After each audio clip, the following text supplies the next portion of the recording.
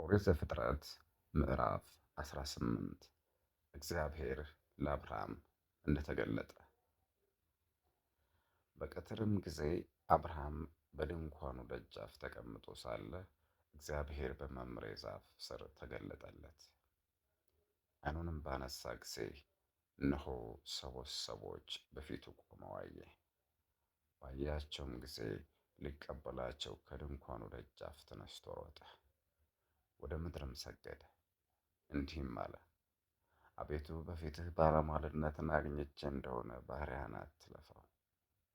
ውሃ እናምጣላችሁ፣ እግራችሁንም እንጠባችሁ፣ ከዛፉ ስርም ዕረፉ፣ እንጀራም እናመጣላችሁና ብሉ። በባሪያችሁ ዘንድ ካረፋችሁ በኋላ ወዳሰባችሁት ትሄዳላችሁ። እነርሱም እንዳልህ እንዲሁ አድርግ አሉት። አብርሃምም ወደ ድንኳኑ ወደ ሚስቱ ወደ ሳራ ፈጥኖ ገባና 3 መስፈሪያ የተሰቀለ ዱቄት ፈጥነሽ ለውሺ፣ እንጎቻም አድርጊ አላት። አብርሃምም ወደ ላሞቹ ሮጠ፣ እጅግ የሰባም ታናሽ ጥጃ ያዘና ለብላቴናው ሰጠው፣ ያዘጋጅም ዘንድ ተቻኰለ። እርጎና ማር ያን ያዘጋጀውንም ጥጃ አመጣ፣ በፊታቸውም አቀረበው። እርሱም ከዛፉ በታች በፊታቸው ቆሞ ያሳልፍላቸው ነበር፣ እነርሱም በሉ። ለአብርሃም ወንድ ልጅ እንደሚወለድለት የተሰጠው ተስፋ። እርሱም ሚስትህ ሳራ ወዴት ናት አለው። እርሱም በድንኳኑ ውስጥ ናት አለው። እርሱም የዛሬ ዓመት እንደ ዛሬው ወደ አንተ ተመልሼ እመጣለሁ፣ ሚስትህ ሳራም ልጅን ታገኛለች አለ። ሳራም በድንኳኑ ደጃፍ በስተኋላው ቆማ ሳለች ይህን ሰማች። አብርሃምና ሳራም በዕድሜያቸው ሸምግለው ፈጽመው አርጅተው ነበር። በሴቶች የሚሆነውም ልማድ ከሳራ ተቋርጦ ነበር። ሳራም ለብቻዋ በልቧ እንዲህ ስትል ሳቀች: እስከ ዛሬ ገና ነኝ፣ ጌታዬም ፈጽሞ ሸምግሎአል። እግዚአብሔርም አብርሃምን አለው: ሳራን ለብቻዋ በልቧ ምን አሳቃት? እስከ ዛሬ ገና ነኝን? በእውነትስ እወልዳለሁን? ጌታዬም አርጅቶአል፣ እነሆ እኔም አርጅቻለሁ ብላለችና። በውኑ ለእግዚአብሔር የሚሳነው ነገር አለን? የዛሬ ዓመት እንደ ዛሬው ጊዜ ወደ አንተ እመለሳለሁ፣ ሳራም ልጇን ታገኛለች። ሳራም ስለፈራች አልሳቅሁም ብላ ካደች። እርሱም አይደለም ሳቅሽ እንጂ አላት። አብርሃም ለሰዶም እንደማለደ። እነዚያም ሰዎች ከዚያ ተነስተው ወደ ሰዶምና ወደ ገሞራ አቀኑ። አብርሃምም ሊሸኛቸው አብሯቸው ሄደ። አብርሃምም ተመልሶ በእግዚአብሔር ፊት ቆመ። እግዚአብሔርም አለ: እኔ የማደርገውን ከወዳጄ አብርሃም አልሰውርም። አብርሃም በእውነት ታላቅና ብርቱ ሕዝብ ይሆናልና፣ የምድር ሕዝቦችም ሁሉ በእርሱ ይባረካሉና።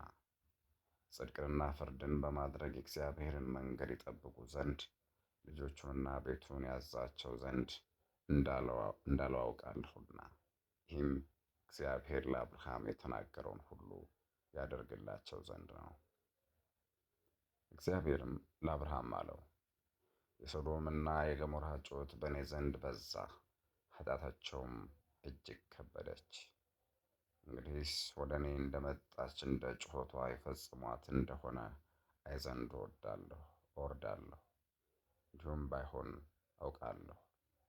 ሰዎቹም ከዚያ በተመለሱ ጊዜ ወደ ሰዶም መጡ።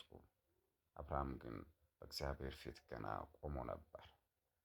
አብርሃምም ቀረበ አለም: አቤቱ ጻድቃን ከኃጥአን ጋር አታጥፋ፣ ጻድቁ እንደ ኃጥኡ አይሁን። 50 ጻድቃን በከተማይቱ ውስጥ ቢገኙ በውኑ ሁሉን ታጠፋለህን?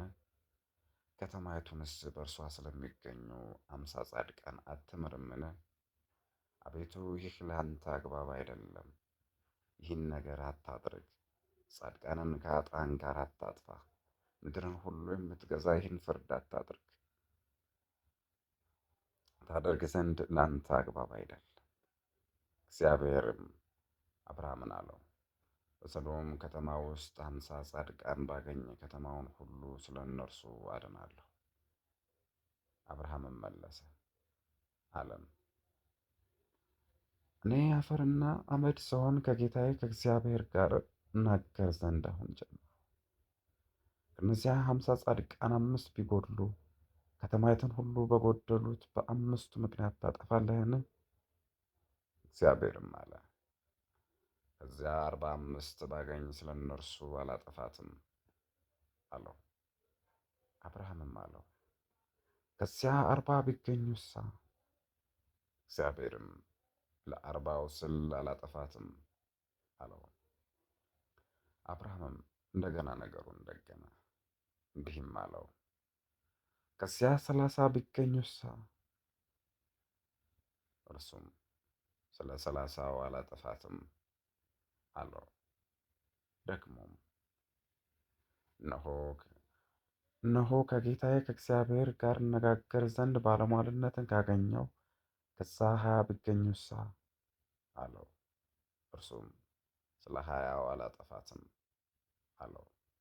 አብርሃምም አለው፣ አቤቱ እንደገና እናገር ዘንድ ፍቀድልኝ። ከዚያ 10 ቢገኙሳ? እርሱም ስለ 10ሩ አላጠፋትም አለው። እግዚአብሔርም ከአብርሃም ጋር ንግግሩን በጨረሰ ጊዜ ሄደ። አብርሃምም ወደ ስፍራው ተመለሰ።